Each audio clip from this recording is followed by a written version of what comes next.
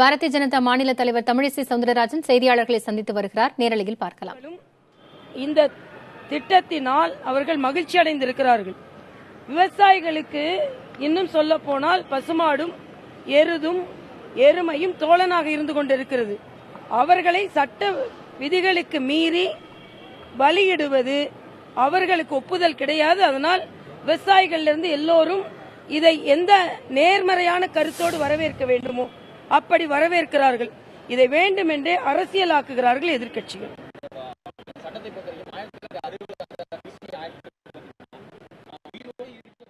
மத்திய அரசு மாட்டிறைச்சி விற்க கட்டுப்பாடுகள் விதிக்கப்பட்டிருக்கக்கூடிய சூழ்நிலையில் தற்பொழுது தமிழிசை சவுந்தரராஜன் செய்தியாளர்களை சந்தித்து பேசி வருகிறார். அப்பொழுது பேசிய அவர், விவசாயிகள் இதனை நேர்மறையான கருத்தை கொண்டே எதிர்கொண்டு வருவதாகவும் மற்றவர்கள்தான் இதில் அரசியல் ஆதாயம் தேட முயற்சிப்பதாகவும் அவர் கருத்துக்களை தெரிவித்து வருகிறார். இந்த சந்திப்பு தொடர்பான விவரங்களை தொடர்ந்து பார்த்து வருகிறோம். இல்ல இறந்த மாடுன்னு எப்படி தெரியும்? அதாவது ரெகுலேஷன் என்ன அர்த்தம்? வரம்பு மீறி சட்டத்திற்கு புறம்பாக அவர்களை உயிரிழக்க செய்வதோ இல்லை என்றால் அவர்கள் கொலை செய்து தோலை எடுத்து விடுவது, இத்தகைய சட்டங்கள் தடுக்கப்படுகிறது. அதுக்காக தான் அனிமல் சர்டிபிகேஷன் கேட்கிறாங்க. அவர்கள் பரிந்துரை செய்தால் அதற்கேற்றால் போல் நடவடிக்கை எடுக்கப்படும். பரிந்துரையே இல்லாமல் ஆக எல்லாவற்றிற்குமே ஒரு வழிவகை கொடுத்திருக்கிறார்கள். நாம் அந்த வழிவகையே பார்க்க மறுக்கிறோம். அதுதான் ஆமா, நேச்சுரல் டெத்ன்னு சொன்னா அது எப்படி நேச்சுரல் டெத்தா இருக்குமோ, இல்லைன்னா அவ கொல்லப்பட்டதான் தெரியணுமா இல்லையா நமக்கு? ஆக இது ரெகுலேட் பண்றாங்க, அவ்வளவுதான். நேச்சுரல் டெத்ன்னு சொல்லிட்டு திடீர்னு உயிரிழக்க செஞ்சா என்ன செய்ய முடியும்?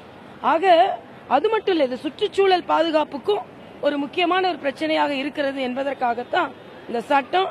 நான் மறுபடியும் சொல்றேன், இதை ஒரு நேர்மறை கருத்தோடு பார்க்க வேண்டுமே தவிர பயஸ்டு ஃபீலிங்காவோ இப்படித்தான் இந்த சட்டம் என்று நினைத்துக் கொண்டோ பார்க்க கூடாது என்பது எனது கருத்து.